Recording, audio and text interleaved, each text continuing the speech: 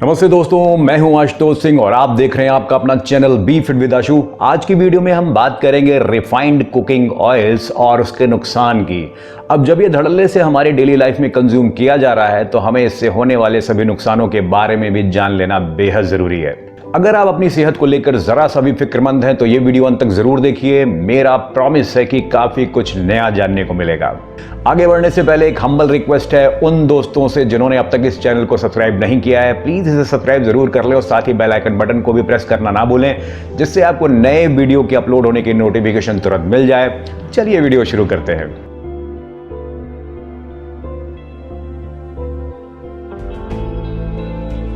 Refined oils के बारे में टीवी पर जैसा एडवर्टीजमेंट या विज्ञापनों में दिखाया जाता है कि वो आपके हार्ट के लिए कितना जबरदस्त टॉनिक है, उससे बना खाना दबा के खाओ तो भी आपके दिल को किसी तरीके का रोग नहीं होगा, कोलेस्ट्रॉल कंट्रोल में रहेगा, वगैरह वगैरह। तो भाई इस फंदे में बिल्कुल नहीं फंसना है। बड़ी बड़ी देशी विदेशी कंपनियों ने अपने फायदे के लिए फिल्म स्टार्स से भी तगड़े तगड़े झूठ बुलवाए, रिफाइंड तेल के हेल्दी होने की पैरवी करने के लिए डॉक्टरों की फौज खड़ी की। उन्होंने इसके ढेर सारे फायदे भी गिनवाए। अचानक ही हो हल्ला हो गया कि रिफाइंड तेल तो हर मर्ज की दवा है, बोतल का जिन्न है, और हमने भी इसका एतबार करके बिना किसी जांच परख के इसको कंज्यूम करना शुरू कर दिया। पर इसकी रियलिटी कुछ और ही बयान करती है। हमारे लिए जानना बेहद जरूरी है कि रिफाइंड अगर इतना नुकसानदेह है तो क्यों है। उसके लिए सबसे पहले तो ये जानना होगा कि सेहत के लिए बेस्ट माना जाने वाला रिफाइंड तेल बनता कैसे है। हर refined oil solvent extraction method से बनाया जाता है, क्योंकि बीजों को कोल्हू से पेर कर जो तेल निकाला जाता था उसमें से केवल 70 to 80% तेल ही निकल पाता था। पर सॉल्वेंट एक्सट्रैक्शन मेथड से बीजों से 100% तेल निकाल लिया जाता है। हुई ना ये फायदे वाली बात मैन्युफैक्चरर्स के लिए। कई स्टेप्स में अंजाम दिए जाने वाले इस कॉम्प्लिकेटेड प्रोसेस को सीधे शब्दों में समझ लेते हैं। सॉल्वेंट एक्सट्रैक्शन मेथड पूरी तरीके से केमिकल प्रोसेस है। इसमें बीजों को पीस कर हेक्सेन नाम के एक पेट्रोलियम सॉल्वेंट के साथ मिलाया जाता है। इससे बीज का पूरा तेल उस सॉल्वेंट में घुल जाता है। अब इस सॉल्वेंट से बीज के सॉलिड पार्ट को छानकर अलग कर लेते हैं। अब तेल मिले सॉल्वेंट को गर्म करके तेल अलग कर लेते हैं और सॉल्वेंट फिर से प्रोसेस में चला जाता है। किसी भी तेल को रिफाइन करने से मतलब है उसका चिपचिपापन और गंध सब निकाल देना, और ये रिजल्ट पाने के लिए पूरी प्रोसेस के दौरान 1 दर्जन से ज्यादा केमिकल्स मिलाए जाते हैं और ये सारे केमिकल्स नुकसानदायक होते हैं। इस प्रोसेस के दौरान चिपचिपापन और गंध के साथ साथ तेल के लगभग सारे आवश्यक पोषक तत्व नष्ट हो जाते हैं, और तेल की रिफाइनिंग के दौरान जब इसे बेहद हाई टेम्परेचर पर बार बार गर्म किया जाता है तो ये ऑयल ऑक्सीडाइज होकर ट्रांस फैट में बदल जाता है। ये टॉक्सिक प्रोडक्ट है जो सेहत के लिए बेहद हानिकारक होता है, जिससे दिल की बीमारी, डायबिटीज, लिवर की दिक्कत, स्ट्रोक, अल्जाइमर, पार्किंसन और कैंसर तक हो सकता है। लोगों के दिमाग में बैठा दिया गया है कि रिफाइंड ऑयल कोलेस्ट्रॉल फ्री होता है, चिपचिपा नहीं होता और कम लगता है, इसीलिए हमारे हार्ट के लिए हेल्दी है। चलिए थोड़ी देर के लिए मान भी लेते हैं, पर कोलेस्ट्रॉल फ्री रिफाइंड ऑयल से सारे प्रोटीन भी तो गायब हैं, और जो फैटी एसिड हमारे शरीर के लिए काफी जरूरी माने जाते हैं वो फैटी एसिड भी इसमें निल है। अब इसके एब्सेंस से हमें हड्डियों, मसल्स, त्वचा की परेशानी, पैरालिसिस के अलावा और भी कई शारीरिक समस्याएं हो सकती हैं। प्रॉब्लम यह है कि हम लगातार इन्हीं रिफाइंड तेलों का सेवन कर रहे हैं, इसलिए तेल से जो कुछ भी पौष्टिकता हमें मिलनी चाहिए वो हमें नहीं मिल पा रही है। अब रिफाइंड को इतनी गाली दे दी है तो ये बताना मेरा फर्ज बनता है कि कौन सा तेल खाना चाहिए और कैसे खाना चाहिए। तो मजे की बात यह है कि कोई भी तेल एक लिमिट से ज्यादा प्रयोग में लाना हमेशा से नुकसान दे रहा है। हम किसी भी एक तेल को बेहतरीन या कंप्लीट नहीं मान सकते। फिर कौन सा तेल सही है जो हेल्थ फ्रेंडली होने के साथ साथ बजट फ्रेंडली भी हो।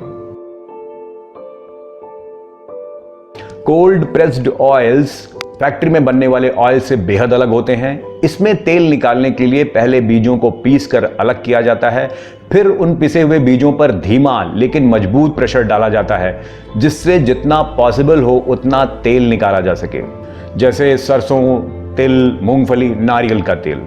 इन तेलों में मोनो अनसैचुरेटेड फैट और पॉली अनसैचुरेटेड फैट बैलेंस मात्रा में होता है, और साथ ही फैटी एसिड्स जैसे ओमेगा 3, 6, 9 भी अच्छी क्वांटिटी में होते हैं।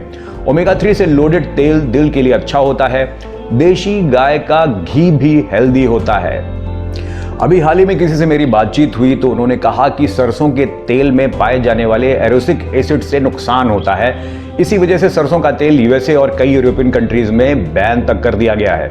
एक्चुअली ये बैन तब हुआ जब चूहों पर किए गए एक रिसर्च में चूहों पर सरसों के तेल के प्रयोग से उनमें हार्ट की दिक्कतें आने लगी। पर इस बात का खंडन किया Harvard school of public health ने। उन्होंने बताया कि सरसों के तेल में एरोसिक एसिड भले ही 46 to 47% तक पाया जाता है और चूहों पर उसका साफ नुकसान देखा गया है, पर उसका इंसानी दिल पर कोई भी बैड इफेक्ट नोट नहीं किया गया। इसी तरह नारियल तेल को भी बदनाम किया गया ज्यादा सैचुरेटेड फैट होने की वजह से, पर ये fat medium chain fatty acid होते हैं जो कोलेस्ट्रॉल नहीं बढ़ाते, यानी ये भी हेल्दी ऑयल है।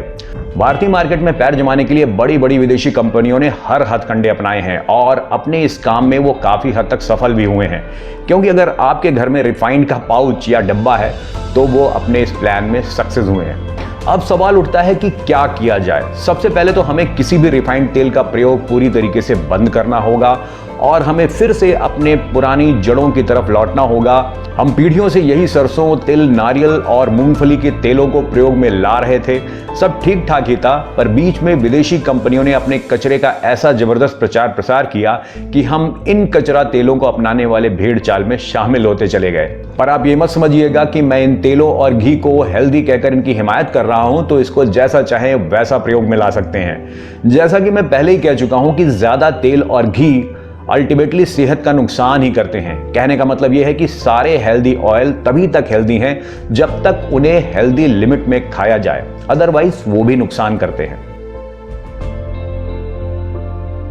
तेल खाते वक्त व्यक्ति के उम्र के हिसाब से सही क्वांटिटी का ख्याल रखना बेहद जरूरी है। यह जरूरी नहीं कि कोई बच्चा जितना तेल और घी कंज्यूम करके हेल्दी रह सकता है, उतना ही घी तेल किसी 40-50 साल के उम्र के पर्सन के लिए भी सूटेबल होगा। यानी पर्सन टू पर्सन ऑयल का कंजम्पशन वेरी करता है। जनरली रोजाना 2 से 3 चम्मच तेल खाया जा सकता है, यानी महीने में आधा लीटर। ये एक व्यक्ति के लिए है। घी तेल सब कुछ मिलाकर इससे ज्यादा नहीं खाना चाहिए। छौंका, तड़का, रोटी पर ऊपर से घी लगाना या किसी भी रूप में खाया जाने वाला तेल सब इसी तय मात्रा के अंदर ही होना चाहिए। पर अगर कोई हार्ट का मरीज या डायबिटिक है तो उसको अपने ऑयल कंजम्पशन का खास ख्याल रखना चाहिए। लगातार एक ही तेल ना खाएं, कोई तेल कंप्लीट नहीं है। हर ऑयल में कुछ ना कुछ जरूरी फैटी एसिड्स होते हैं, इसलिए ऑयल समय समय पर बदलते रहना चाहिए। फ्राई करने के लिए हाई या मीडियम स्मोकिंग पॉइंट वाले तेल जैसे सरसों, मूंगफली, सनफ्लावर आदि यूज कर सकते हैं। स्मोकिंग पॉइंट वो है जिस तापमान पर तेल में धुआं उठने लगता है। देशी घी में फ्राई करने से बचना चाहिए। घी तेल को अगर सही ढंग से रखा जाए तो जल्दी खराब नहीं होते। इन्हें प्लास्टिक के बजाय कांच की बोतल में रखना ज्यादा बेहतर होता है। डीप फ्राई या तलने के लिए इस्तेमाल किए गए तेल को दोबारा बिल्कुल इस्तेमाल नहीं करना चाहिए। करना ही है तो उससे फिर से डीप फ्राई करने के बजाय उससे सब्जी को छौंका लगा सकते हैं। सबसे बड़ी दिक्कत तो रेस्टोरेंट और ढाबे में ही होता है, जिसमें एक ही तेल को बार बार इस्तेमाल किया जाता है। इसलिए ज्यादातर बाहर खाने वाले लोगों में अधिकतर दिल की बीमारी पाई जाती है। जैसा कि मैं पहले ही बोल चुका हूं कि एक लिमिट से ज्यादा तेल खाने से मोटापा बढ़ने के साथ साथ high cholesterol, high BP, diabetes, allergy, asthma, heart attack जैसी बीमारियों के चांसेस बढ़ जाते हैं। 1 ग्राम तेल में 9 कैलोरी होती है, यानी अगर एक पराठे में 2-3 चम्मच लगता है तो लगभग 100 से 125 कैलोरी सीधे सीधे तेल की हो गई। साथ में लोग मक्खन और अचार वगैरह भी ले लेते हैं। इस तरह काफी सारा फैट शरीर में चला जाता है, जो कि सही नहीं है।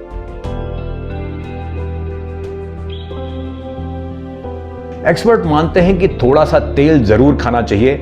ऐसा ना करने से जरूरी फैटी एसिड्स की कमी हो सकती है। फैट की कमी से स्किन में रूखापन, बाल झड़ना, इम्यूनिटी कम होना और जॉइंट्स में दर्द, होंठ फटना, नर्वस सिस्टम और कार्डियोवैस्कुलर पर बुरा असर पड़ सकता है। इसलिए जीरो फैट डाइट जैसा कुछ लेने की अगर सोच रहे हैं तो उस आइडिया को ठंडे बस्ते में डाल देना अच्छा आइडिया है। शायद कोई सोचे कि मैंने ऑलिव ऑयल का तो नाम लिया ही नहीं, तो पहले ही बता दूं कि ऑलिव ऑयल हमारी भारतीय कुकिंग के हिसाब से आइडियल नहीं है और दूसरे ये कि हद से ज्यादा महंगा है। पर अगर इसे खाने में सक्षम है तो बिल्कुल खा सकते हैं, क्योंकि ये one of the best cooking oil है। पर दिक्कत वही कि इससे डीप फ्राई नहीं किया जा सकता और इससे वही डिशेस बन सकती हैं जहां से ये तेल आया है। खैर, वापस अपने मुद्दे पर आते हैं। रिफाइंड की हिमायत करने वालों से एक ही प्रश्न है कि अब जबकि भारत में हर घर में रिफाइंड ऑयल यूज हो रहा है, तब भी लोगों में heart diseases, diabetes, high BP जैसी बीमारियां क्यों बढ़ रही हैं? अगर ऐसा है तो इसका दोषी भी इसी रिफाइंड को ही ठहराया जाएगा। खैर, विश्व में भारत खाने के तेल का तीसरा सबसे बड़ा कंज्यूमर है और हम सबसे ज्यादा ऑयल इंपोर्ट करते हैं। तो भाई, इसी से पता चलता है कि हम अपने खाने में कितना अधिक ऑयल यूज करते हैं। खैर, रिफाइंड तेल के बजाय अपने परंपरागत तेलों का इस्तेमाल करना शुरू करें और उसे भी एक निर्धारित लिमिट में ही लें। इन छोटी मोटी आदतों में सुधार करके हम अपना स्वास्थ्य तो अच्छा करेंगे ही, जिंदगी भी बेहतर बनाएंगे।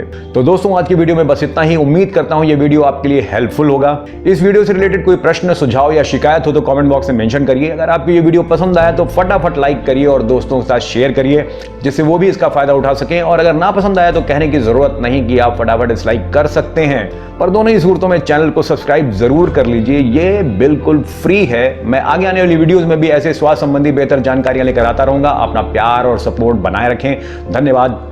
जय हिंद।